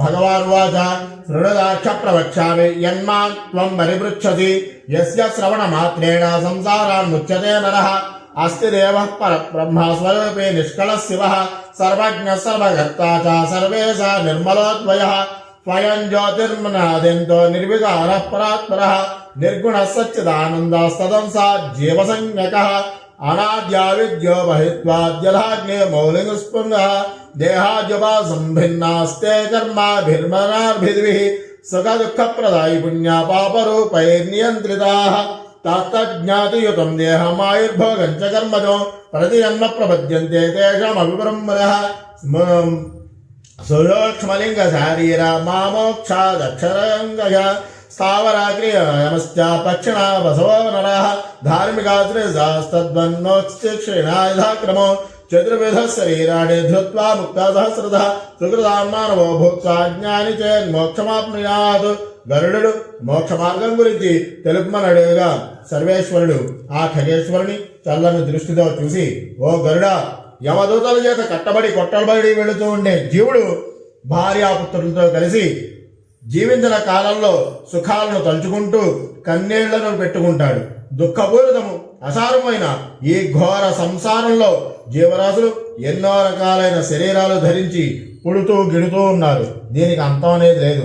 ఎప్పుడూ దుఃఖించేవాడే తప్పిస్తే సుఖంగా ఉన్నవాడు ఎవరూ కూడా కనిపించడు. వారికి మోక్షం కలిగే ఉపాయం ఏమిటో చెప్పమని అడుగుతున్నాడు ఆ గరుత్మంతుడు. స్వామి, జీవుడి యొక్క సంసార ఆసక్తి అంతా కూడా విన్నాను. దుఃఖాలలో నిండిన ఈ సంసార బంధంలో చిక్కుకొని అనేక విధ శరీరాలని ధరించి అనేక జీవరాశులు కూడా జన్మిస్తున్నాయి, నశిస్తున్నాయి. అందరూ దుఃఖపడేవారే కానీ సుఖపడేవారు ఎవరూ లేరయ్యా. ఇలాంటి ఈ స్థితిలో జీవికి మోక్షం ఎలా సంభవిస్తుంది అని గరుడు అడుగుగా మరలా విష్ణుమూర్తుల వారు చెబుతున్నాడు. గరుడా విను. శివుడు పరబ్రహ్మ స్వరూపుడు, నిష్కలుడు, సర్వజ్ఞుడు, సర్వకర్త, సర్వేశ్వరుడు, నిర్మలుడు, అద్వితీయుడు, స్వయం జ్యోతి, ఆది అంతము లేని నిర్వికారుడు, పరాత్పరుడు, నిర్గుణుడు, సచ్చిదానందుడు. అతడు మండుతున్న అగ్ని లాంటివాడు. అలాంటి నిప్పుల మంటలోంచి పైకి ఎగిరిపడే నిప్పు కణతల వల్ల జీవులు కర్మవశులై దేహము మున్నగు వాటికే ఆ శివుని కంటే భిన్నులై పుణ్య పాపములకు లోపడి తమ కర్మలకు తగినట్లుగా దేహమును, ఆయువును, భోగమును పొందుతున్నారు. తమ కర్మను బట్టి వారి యొక్క స్థావరములు, పురుగులు, అజములు, పక్షులు, పశువులు మొదలైనవన్నీ కూడా అవుతున్నారు. తరువాత నరులు, ధార్మికులు, దేవతలు అయ్యి ముక్తిని పొందుతారు. స్థావరాది జన్మల్లో పుణ్యం చేస్తే నరుడిగా జన్మిస్తాడు. 80 లక్షల జీవులలో తత్వజ్ఞానాన్ని పొందగల శక్తి మానవుడికి మాత్రమే ఉన్నది. ఇట్టి మానవ జన్మను పొంది తత్వజ్ఞానానికి ప్రయత్నించని వాడు ఎంతటి పాపి. అట్టి శరీరాన్ని పొంది ఆత్మహితము విచారించని వాడు ఆత్మఘాతువుడు. దేహము రక్షించుకుంటూ పుణ్యకర్మలు చేయాలి. శరీరాన్ని ధర్మం కొరకు రక్షించుకోవాలి. ధర్మం జ్ఞానార్థమని, జ్ఞానము ధ్యాన యోగార్థమని గ్రహించాలి. తనని తానే ఉద్ధరించుకోవాలి. తనకు హితుడు తానే అని తెలుసుకోవాలి. నరక ప్రాప్తి అనే రోగం తనకు రాకుండా సత్ప్రవర్తన, ధార్మిక బుద్ధి అనే మందును వాడాలి. మరికొంతకాలం తరువాత పుణ్యకార్యాలు చేయాలని అనుకోకూడదు. ముందు మార్గంలో ముసలితనం అనే పెద్ద పులి పెంచి ఉన్నది. ఆయువు పచ్చికుండలో నీరు వంటిది. శత్రువుల్లాగా రోగాలన్నీ కూడా పీడిస్తాయి అనే విషయాన్ని గుర్తించి తత్వజ్ఞానాన్ని పొందించడానికి ప్రయత్నించాలి. కాలాన్ని గుర్తించడంలో నియమించడం చాలా కష్టసాధ్యం. మోహమనే మద్యమును త్రాగడం వల్ల తన ఎదురుగా బాధలు పడేవారికి గతించే వారిని చూసి కూడా బాధపడడు మానవుడు. సంపదలు కథల వంటివి, యవనం పుష్పం లాంటిది, ఆయువు మెరుపు లాంటిది. ఈ విషయాన్ని గమనించిన వాడికి ధైర్యం ఉంటుందా? 100 సంవత్సరాల ఆయువు చాలా తక్కువ. నిద్ర, సోమరితనం వీటితో సగం జీవితం పోతుంది. బాల్యము, రోగము, ముసలితనము, వ్యాధులు మొదలైన వాటితోటి మరికొంత జీవితం పోయింది. మిగిలిందెంత? నీవు సాధించినది ఎంత? మృత్యువు సదా సన్నిహితం సుమా. ఈ విషయాన్ని జీవి గుర్తించడు. తాను చేయవలసింది ఏంటి, ఏం చేశాను, ప్రస్తుతం కర్తవ్యం ఏమిటి అనేది కూడా విచారించుకోడు. సంసార బంధంలో పడి సర్వము కూడా శాశ్వతం అనుకుని తోచినట్లుగా చేసి దిక్కుమాలిన స్థితిలో ఉంటాడు. ఇంతటికి కారణం వీటిలోని సంగం అంటే ఆసక్తి. ఆయా విషయాలందు ఆసక్తికరమైనటువంటి మనస్సుని మహాత్ముల సాంగత్యంలో ప్రవర్తింపజేయాలి. మహాత్ములతోటి సాంగత్యమే సంగమును పోగొడుతుంది. సంగమం పోతే వివేకం కలిగి ఆలోచన నిర్మలమవుతుంది. ఎట్టివాడు సన్మార్గమును ప్రవర్తిస్తాడు, జ్ఞాని అయి ముక్తిని పొందుతాడు. సంగమును విడువని వాడు అంధుడు. వాడు పడుతూ లేస్తూ ఉంటాడు, గమ్యాన్ని చేరుకోడు. కొందరు తమ తమ ఆచారాల్ని పాటిస్తూ కూడా ధర్మాన్ని తెలుసుకోరు. వారు దాంభికులు. వారు శరీరాన్ని కష్టపెడుతూ అనేక వ్రతాలు, హోమాలు చేస్తూ మోక్షాన్ని కోరతారు. మనసులోని సంఘం మాత్రం పోదు, ధర్మ ప్రవర్తన ఉండదు. ఇట్టి వారికి ఈ వ్రతాలు ఎందుకు? శరీరాన్ని బాధించుకుంటే ముక్తి వస్తుందా? పుట్ట మీద కొడితే లోన పాము చేస్తుందా? ఇట్టివారు ఇతరుల్ని భ్రమింపజేస్తారు. సంసార సుఖాలను అనుభవిస్తూ నేను జ్ఞానిని అనేవాడు పనికిమాలినవాడు. సంఘము, భక్తి లేని కర్మ నిరుపయోగములు. అప్పుడు పాటించే నియమాలు వగైరా నిరుపయోగ దాంభికాలు. తత్వజ్ఞానమే మోక్ష సాధకం సుమా. శాస్త్రాలు చదివిన పరమార్థాన్ని తెలుసుకోలేకపోతే వారు పశువులే అవుతారు. వేదాలు, శాస్త్రాలు ఎన్ని చదివినా శోక మోహాది తరంగాలకు భంగపడితే అంతా వ్యర్థమే. అజ్ఞానులై, అహంకారులై విపరీత వ్యాఖ్యానాలు చేస్తారు, కానీ తత్వాన్ని తెలుసుకోరు. వంట రుచి గరిటికి తెలుస్తుందా? తలపై పువ్వులు ధరిస్తే వాటి వాసన గమనించేది ముక్కు. అంటే వేద శాస్త్రములు చదివి వ్యామోహములు పొందుతున్నారు. నడుముకు మేకను కట్టుకున్నవాడు గొల్లవాడు. మేకను నూతిలో వెతికినట్లుగా విద్వాంసులు అనుకున్నవారు తత్వజ్ఞానమున్నదని శాస్త్రములను పరిశీలించుతున్నారు. సంసార వ్యామోహము తనలోని ప్రవర్తనచే పోవును గాని గ్రంథ వ్యాఖ్యలతో పోదు. దీపాన్ని వెలిగించేటప్పుడు చీకటి పోతుంది గాని దీపమును పదాన్ని ఉచ్చరిస్తే పోదు కదా. ప్రజ్ఞాహీనునికి పఠనము గుడ్డివారికి ఇచ్చిన అర్థం వంటిది. ప్రజ్ఞావంతులకు శాస్త్రము తత్వజ్ఞానాన్ని చూపిస్తుంది. అమృతం తాగిన వాడికి ఆహారం ఎందుకు? తత్వజ్ఞానవంతునికి శాస్త్రం అనవసరం. వేదశాస్త్ర పఠనముల వల్ల ముక్తి రాదు. గరుడ జ్ఞానములనే ముక్తి కలుగును. ముక్తి కలుగుటకు బ్రహ్మచర్యాది ఆశ్రమములు, షట్ దర్శనములు, వర్ణములు ఏవియో కారణం కాదు. గురువాక్యమే ముక్తినిస్తుంది. జ్ఞానము శాస్త్ర పరిచయం వల్ల కలిగింది, వివేకంచే కలిగింది అని రెండు విధములు. శబ్ద బ్రహ్మజ్ఞానము శాస్త్ర సంబంధము, పరబ్రహ్మజ్ఞానము వివేక సంబంధము. కొందరు అద్వైతమును, మరికొందరు ద్వైతమును ఇష్టపడుదురు. కానీ ద్వైతాద్వైత సంబంధం లేని సమతత్వాన్ని తెలుసుకోరు. నాది అనేది బంధ కారణము, నాది కాదు అనేది బంధ విముక్తిని కలిగిస్తుంది. బంధమును కలిగించేది కర్మయే కర్మ. ముక్తినిచ్చినది విద్య. మిగిలినవన్నీ కూడా చాతుర్యములు కలిగించేవి. కర్మలు ఆచరణ పెరిగిన కొలది సంసార వాసన పెరుగుతుంది. గురు అనుగ్రహం కలుగు వరకు జపము, తపము మున్నగునవి ఆవశ్యకములు. తత్వజ్ఞానము, గురు అనుగ్రహము ఇవి రెండూ కూడా ముఖ్యములు. ముక్తి అనే వృక్షములకు ధర్మ జ్ఞానములు పుష్పాలు, దాని ఫలములు స్వర్గము, మోక్షము. సంసార తాపత్రయ బాధితులు నీడకై బాధకై పోవుటకై దాన్ని ఆశ్రయిస్తారు. తత్వజ్ఞానాన్ని పొంది గురువు వలన ఆత్మజ్ఞానాన్ని పొందాలి. ఇట్టివారు సంసార బంధం నుండి విముక్తిని పొందుతారు. తత్వజ్ఞానం కలవాడు బ్రహ్మ నిర్వహణమున మోక్షమును పొందుతాడు. అప్పుడు అతడు అసంగము అనే ఆయుధముతో కోరికను ఛేదించును. గురువాక్యమును స్మరిస్తూ గృహాన్ని విడిచిపెట్టి ప్రశాంత ప్రదేశమున ఆసునుడై ఓమిత్యేకాక్షరం బ్రహ్మ అని తలుచుకుంటూ శరీరాన్ని విడిచి పరమపదాన్ని చేరుకుంటాడు. గరుడ పరిపక్వమైన వైరాగ్యాన్ని పొంది సంపూర్ణముగా నన్ను సేవించువాడు మోక్షాన్ని పొందుతాడు. ఇంటిని విడిచి పుణ్యక్షేత్రములందు మరణించాలని చెప్పి తలచి పుణ్యక్షేత్రము నుండి నన్ను ధ్యానించి మరణం పొందినవాడు ముక్తిని పొందుతాడు. అయోధ్య, మధుర, మాయ, కాశీ, కాంచి, అవంతిక, ద్వారవతి ఇవి 7 కూడా మోక్షాన్నిచ్చే పురములు. గరుడ జ్ఞాన వైరాగ్యములు గల సనాతనముకు మోక్ష ధర్మాన్ని విని ముక్తి పొందుతారు. తత్వజ్ఞులు ముక్తిని, ధార్మికులు స్వర్గమును పొందుతారు, పాపులు నరకాన్ని చేరుకుంటారు. గరుడు ఈ మాటలు విని నమస్కరించి, స్వామి మాటలతో అమృతం అందించి నన్ను కృతార్థుని చేశారయ్యా, దయించి మరింత సులభంగా వివరించండి అని చెప్పి కోరగా విష్ణుమూర్తి మరలా చెప్తున్నారట. స్మరణాదుర్గతిహర్త పూజన యజ్ఞేన సద్గతేర్దాత యః పరాయాన్ని జభక్త్యా దదాతి ముక్తిం సమాంతే హరిపాదు. గరుడ, నువ్వు వినాలని కుతూహల పడుతున్నది విన్నంత మాత్రం చేతనే సంసార బంధం నుండి విముక్తి కలిగించేది చెబుతున్నాను విను. పరబ్రహ్మ స్వరూపైన శివుడు ఉన్నాడు కదా, సర్వజ్ఞుడు సర్వకర్త. ఇట్టి మహత్కలిగిన ఆ నిర్వికారిని ఉండి దేహ ధూపాలకై భిన్నులై జీవులు సుఖప్రదములు పుణ్య పాప రూపములైన దేహము ఆయువు భోగ భాగ్యాలను పొందుతున్నారయ్యా. అయితే ఈ జీవులకు మనుష్య జన్మల్లో తప్ప వేరే జన్మల్లో తత్వజ్ఞానం లభించదు అని చెప్పి కూడా మనం చెప్పుకుంటున్నాం కదా. ఎప్పుడైతే పురుషార్థాలన్నీ కూడా చేజిక్కించుకోవడానికి తత్వజ్ఞానాన్ని చేస్తున్నామో ఆ యొక్క తత్వజ్ఞానమే ఆత్మను రక్షిస్తుందని చెప్పి ఉత్సాహాన్ని చూపించాలయ్యా. కాబట్టి తాను బ్రతికినంటే శుభాలన్నీ కూడా పొందవచ్చు. ఏది కోల్పోయినా తిరిగి వస్తుంది, కానీ దేహం కోల్పోతే కనుక తిరిగి పొందడం కష్టం. అందువల్లనే ఎంతటి రేగ పీడితుడైనా దేహత్యాగానికి ఇష్టపడడు. శరీర ధర్మమే ప్రయోజనంగా గలది. ధర్మం జ్ఞానార్థము, జ్ఞానం ధ్యాన యోగార్థము. ధ్యానయోగి శీఘ్రంగా మోక్షాన్ని పొందుతాడు. నరకమనే వ్యాధి ఇక్కడ ఎవరు చికిత్స చేయరో, ఔషధం లేని ఆ లోకానికి పోయి ఆ రోగి ఏం చేస్తాడు? తీరా అక్కడికి వెళ్ళి గతంలో తాను చేసిన దుష్కార్యాలని గురించి చింతిస్తే ఏం లాభమయ్యా? ఆకలి దప్పికలతో పీడించబడుతూ కృషిస్తూ వినిపించని శరీరంతో ఏడుస్తూ, అయ్యో నా భార్య బిడ్డలు ఎక్కడున్నారు, సేవకులు మిత్రులు ఎక్కడ, అందరూ నన్ను ఒంటరిని చేశారే, ఎన్నెన్ని వంచనలు చేసి ఎంతెంతో సంపాదించాను కదా, ఆ ద్రవ్యంతో ఆవగింజైనా ఇప్పుడు నా చేతిలో ఉందా?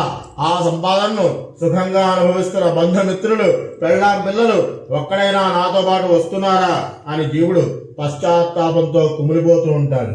అప్పుడు యమభటులు జీవుని గోవ బయలేలా కొట్టి, ఒరే వెర్రిమూఢ, ఇప్పుడొచ్చిందా నీకు బుద్ధి? దమ్మిడి అయినా ధర్మం చేయకుండా పాపం చేస్తూ బ్రతికావు, పెళ్ళాం పిల్లలు అని ఇప్పుడు ఏడుస్తున్నావా? నీకు వాళ్ళు సహాయం చేస్తారనుకున్నావా? నువ్వు చేసిన పుణ్య పాపాలే నీకు సుఖ దుఃఖాలను కలిగిస్తాయి. ఇతరుల యొక్క సొత్తు కాజేయడము వంటి అధర్మాలు విడిచిపెట్టి ధర్మ కార్యాలే కనుక చేసినట్లయితే నీకు ఈ చేటు ఎందుకు కలుగుతుంది? ఇప్పుడు ఏడ్చే లాభం అని చెప్పి పిడుగులు లాంటి శబ్దంతో అదిలిస్తారు. తాళ్లతో కట్టి రోకళ్లతో మోపుతారు. ఓ గరుడా, పాపాలు చేసిన వారి యొక్క గతి చూడు. జీవుడు కొంత దూరము ఆకాశంలో యమకింకరులతో సాగి ఒక చోట నిలబడి మరణం చెందిన 28వ రోజున పురుషుని చేత చేయబడిన ఓణమాసిక విధి వల్ల అందిన పిండాన్ని భుజిస్తాడు. మృతి చెందిన నాటి నుండి సరిగ్గా 30వ రోజుకు యామ్యము అనే పట్టణానికి చేరుతాడు. ఈ దారిలో ఇటువంటి ఇతర పట్టణాలు, ఈ పట్టణంలో ప్రేత సమూహాలు అధికము. ఇంకా ఇక్కడ పుణ్యభద్ర అనే నది, ఒక మర్రి చెట్టు కూడా ఉన్నాయి. ఇక్కడ కొంత విశ్రాంతి తీసుకోవడానికి యమకింకర్లు అనుమతిస్తారు. వారి ఉత్తర్వుల మేరకు ఈ నగరంలో నిలిచి 2వ మాసిక పిండాన్ని భుజిస్తాడు. ఆ పైన తిరిగి యమభటులతోటి ఏడవబడుతూ వాళ్ళు పెట్టే బాధలను పట్ట సత్యం కాకుండా ఉన్నప్పటికీ పళ్ళు బిగువను భరిస్తూ అడవి దారిలోనే భయపడుతూనే ఆ మార్గంలోనే 3వదైన త్రైపక్షక పిండం భుజిస్తాడు. ఈ అడవి దారి గడిచాక సంగముడని కాలదూషకుడనే పేర్లతో పిలువబడే ఒక రాజు పరిపాలించే సౌరి అనే పట్టణానికి చేరుకుంటాడు. ఇక్కడ 3వ మాసిక పిండం జీవుడికి అందుతుంది. తిరిగి ప్రయాణం అవుతాడు. ఆ దారి గంధర్వం అనే పట్టణానికి చేరక అక్కడ 4వ మాసిక పిండాన్ని భుజిస్తాడు. అక్కడి నుంచి విపరీతమైన చలి జీవుడిని బాధిస్తూ ఉంటుంది. అది చాలదన్నట్లు ఎంతో మంది యమకింకర్లు అక్కడ కూడి జీవుడిపై శిలా వర్షం కురిపిస్తూ ఉంటారు. అక్కడ క్రూరుడు అనే రాజు పరిపాలించే క్రూర నగరం చేరుకునేసరికి జీవుడికి 5వ మాసిక పిండం అందుతుంది. ఒక ముహూర్తకాలం అక్కడ విశ్రాంతి తీసుకోబోగా యమభటులు అదిలించి తిరిగి నడిపిస్తారు. ఏడుస్తూ ఆ దారిని వెళుతూ ఉంటే గత జ్ఞాపకాలు గుర్తొస్తాయి. యమభటులు నోటి మీద కొడతారు. వాళ్లతోటి నానా బాధలు పడుతూ ఆ మార్గాన్ని నడుస్తూ ఉంటే కొందరు ఓడ నడిపేవాళ్ళు భయంకర రూపులై ఎదురవుతారు. ఆ నావికులు జీవుడి నిలబడి, ఓ జీవుడా, నీకు ఇప్పుడు వైతరణి నది దాటవలసి ఉన్నది. నువ్వు గోదావరంగాన్ని చేసి ఉన్నట్లయితే నీవు ఈ నది కష్టం లేకుండా దాటడానికి అవకాశం ఉంది. లేదా ఈ నదిలో నిన్ను తోసి పాతాళం దాకా అణిచివేసి మేం బాధించాల్సి వస్తుంది. నీ సమాధానం ఏంటి? త్వరగా చెప్పు అని నిలదీస్తారు. సుఖంగా గాని ఏ బాధలకు గురైనా గాని వైతరిని దాటాక జీవుడు యముని సోదరుడైన విచిత్రుడు అనే రాజు పరిపాలించే విచిత్రము అనే పట్టణానికి చేరుకుంటాడు. ఇక్కడ తల క్రిందులుగా వేళ్లాడుతూ చేతులు సాగినంత మేర దాస్తూ కోరల్లాంటి గోళ్లతో గాయాలు చేసే పిశాచాలుంటాయి. ఇక్కడికి జీవుడు చేరేసరికి ఊనషాన్మాసికం పిండం తినే రోజు వస్తుంది. కానీ అది అతడికి దక్కనివ్వకుండా పిశాచాలు పీక్కు తినేస్తాయి. ఘోరమైన వైతరిని గడిచి అంతకంటే శ్రమ పెట్టే మార్గంలో ఎంతో దూరం కష్టపడి నడిచి వచ్చిన జీవుడికి ఈ ఆహారం దక్కకపోయేసరికి ఎక్కడ లేని నీరసం ఆవహిస్తుంది. అక్కడి నుంచి మరి నడవలేక చివరికి కోలబడి శోధిస్తాడు. అప్పుడు ఆ పిశాచాలు, ఓరి మూఢ, ఏనాడు ఎవరికి కూడా పిడికడి మెతుకులు రాల్సిన నీకు ఇప్పుడు ఇందులో బాధ ఏంటో తెలిసొచ్చిందా? నీవు జీవించున్నప్పుడు నిన్ను యాచించిన వారిని పొమ్మని దూషించావే. మరణం ఒకటి ఉంది, అది తప్పదు అని ఆనాడు గుర్తించలేదు. ఈ రోజున నీకు ఏడుస్తున్నావు కదా, నీకు ఇదే శిక్ష అని చెప్పి ఈడ్చే తొంతూ ఉంటాయి. ఆ పిశాచాలు పిండం లాక్కుని భుజిస్తున్నప్పుడు రాలిన పిండశేషమే అప్పుడు ఆ జీవుడికి గతి. ఆకలితో మలమలా మాడుతూ ఏకధారిగా శోకిస్తూ ఆత్రంగా సూక్ష్మాతి సూక్ష్మమైన ఆహారపు తునకలు ఏరుకుంటూ జీవుడు అల్లాడుతూ ఉంటాడు. అప్పుడు ఆ పాపను ఉద్దేశించి, ఓరే కఠినాత్ముడా, మనుష్య జన్మ అనేది నీ పూర్వపుణ్య విశేషం వల్ల దక్కింది. దానిని కావలసిన రీతిగా మలుచుకుని సద్వినియోగపరుచుకోవచ్చయ్యా. అటువంటి జన్మను నిరర్ధకంగా గడిపి ఇప్పుడు ఏడుస్తున్నావా? ఇప్పుడు తెలిసి ఏమీ చేయలేని నిస్సహాయుడివి, అనుభవించు అని చెప్పి దుర్భరషలాడతాడని చెప్పి విష్ణుమూర్తి చెబుతున్నారట. గరుడా, కనీసం ఉదకుంభదానం చేసి ఉన్నట్లయితే కనుక జీవునికి దప్పికైనా తీరుతుందయ్యా. ఆకలి తీరే పరిస్థితి లేకపోయినా దప్పికైనా తీరుతుంది కదా. నీరు నిండిన పాత్రతో సహా దానం చేసినట్లయితే ఈ ఫలితం లభిస్తుంది. 7వ మాసం పూర్తయ్యే వరకు జీవుడు నడుస్తూనే ఉన్న సగం దారి మాత్రమే తరిగినట్లు అనుభవిస్తుంది. నిస్సత్తువ బడలికల నుండి ఉపశమనం పొందాలంటే ఆ జీవుని ప్రేరిట సంబంధికులు బ్రాహ్మణులకు అన్నదానాధికాలన్నీ కూడా జరిపించాల్సి ఉంటుంది. 8వ నెలలో జీవుడికి పక్వాబదం అనే పట్టణము, 9వ నెలలో దుఃఖాలము అనే పట్టణం దారిలో తగులుతాయి. ఈ 2 చోట్ల కూడా ఆ జీవునికి మాసక పిండాలతో కొంత ఆకలి తీరుతుంది. 10వ నెలలో ఆక్రందము అనే నగరాన్ని చేరి 10వ మాసిక పిండంతో కడుపు నింపుకొని ముందుకు సాగవలసి ఉంటుంది. ఈ నగరంలో వృషోత్సర్గం జరిగించని పాపులు నానా యాతలు పడుతూ గుంపులుగా సంచరిస్తూ ఉంటారు. వారి ఘోషలకు చెవులు చిల్లు పడుతూ ఉంటే జీవుడు మాటిమాటికి తుళ్ళిపడి అరుస్తూ ఉంటాడు. తిరిగి నడక సాగించి 11వ మాసానికి జీవుడు సుతప్తం అనే పట్టణానికి చేరుకుంటాడు. అక్కడ 11వ మాసిక పిండాన్ని భుజిస్తాడు. ఇక్కడ కూడా పాపుల రోదనలు దిక్కులు పిక్కడిల్లేలా వినిపిస్తుంటాయి. అక్కడి నుంచి వెళ్ళిన జీవుడు సీతాభ్రం అనే పట్టణానికి చేరుకుని అక్కడ 12వ మాసిక పిండం భుజించి నలుదిక్కులా చూసి దిక్కుస్తుంటే యమభటులు, ఓరి పాపి, నీకు ఇంకా ముందు ఎన్నో యాతనలున్నాయి. దీనికి కారణం నువ్వు చేసిన పుణ్యం అల్పమైనది కావడమే. భార్యాపుత్రుల మీద వ్యామోహంతో ఇన్ని అకృత్యాలకు పాల్పడ్డావు, పదా అని చెప్పి వదిలిస్తూ ఉంటారు. ఎవరి పట్టణానికి చేరువగా ఉండగా ఊనాప్తిక మాసిక పిండాన్ని చివరి ఆహారంగా గ్రహిస్తాడు జీవుడు. అదే అతడికి ఆఖరి ముద్ద. యమపురి 344 ఆమడల వెడల్పు నుండి 84,000 ప్రాణులతో, ఇవి కేవలం నరకానికి మాత్రమే ప్రత్యేకంగా పరిమితమైనవి, అలరాడుతూ ఉంటుంది. జీవులు చేసే పాప పుణ్యాలను తెలిసి యమునికి విన్నపం చేసే 12 మంది శ్రవణులు ఈ పట్టణంలో ఉంటారు. జీవులు ఈ 12గురిని నిత్యం ఆరాధిస్తుంటే అంత్యకాలంలో కొంత మేలు జరుగుతుంది. శ్రవణులను ఆరాధిస్తే అంత్యకాలంలో జీవుడు యమపురిని చేరుకున్నప్పుడు జీవుల పాపాలన్నీ చెప్పగా పుణ్యాలను మాత్రమే యమునికి వారు వినిపిస్తూ ఉంటారు. తద్వారా యముడు విధించే శిక్షల్లో కాఠిన్యం కొంతవరకైనా తగ్గుతుంది అని చెప్పి తెలుసుకోవాలి. కనుక శ్రవణుల్ని ఆరాధించడం శ్రేయోదాయకం అని చెప్పాడు వాసుదేవుడు. యముడు దక్షిణ దిశన తన కార్యకలాపాలను విచక్షణాయుక్తంగా కొనసాగిస్తూ జీవుల పాప పుణ్యాలను శ్రవణుల యొక్క సహాయంతో విచారణ చేస్తూ ఉంటాడు. యమపురికి చేరే జీవుని పరిణామం కేవలం బొటన వేలంత మాత్రమే. అది కూడా వాయు స్వరూపంలోనే ఉంటుంది. దాన ధర్మాలు చేసిన వారు దైవభక్తి పరాయణులు ధర్మ మార్గాన విమానాల్లో లోకానికి వెళతారు. వారు ఉత్తములు కనుక వారికి నరక యాతనలు బాధలు ఉండవు. ఇక పెద్దలని గురువుల్ని గౌరవించేవారు వారికి దాన ధర్మాలు చేసినట్టు వారు బాగా వడిగా పరిగెత్తగల అందమైన గుర్రాలపై వెళతారు. అట్లే మోక్షాపేక్షులై వేద శాస్త్రాలను తెలుసుకుని భగవత్ చింతన భగవంతుని యొక్క చింతన చేసేవాళ్ళు హంసలను పూంచిన విమానాల్లో వెళ్తారు. పైన చెప్పిన పుణ్యాలు ఏవి చెయ్యని వాళ్ళు పాపులు. వీరికి యమకింకర దండనలు దారి మొత్తం నడకదప్పదు. దారి అంతటా మొదట్లో చెప్పినట్లే కత్తుల్లాంటి ఆకులుండే వృక్షాలమయం. అప్పుడు గరుడు, స్వామి, పదదానమని ఒకటి ఉన్నది అని విన్నాను కదా, అది ఏ విధంగా చెయ్యాలి, నాకు ఆ వయమంతా కూడా తెలియజేయండి అని కోరగా శ్రీహరి సంతోషిస్తూ, వైనదయ్యా, నీ జిజ్ఞాస ఎంతో మెచ్చుకోదగిందయ్యా, అందుకే చెబుతున్నాను.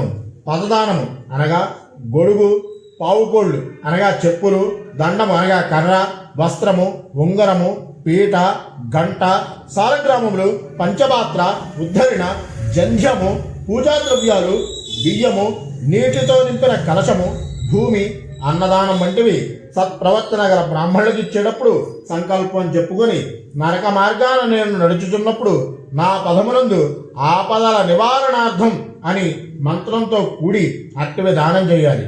జీవుడు తన జీవిత కాలంలో వీటిని ఎప్పుడైనా దానం చేయవచ్చును. ఇదే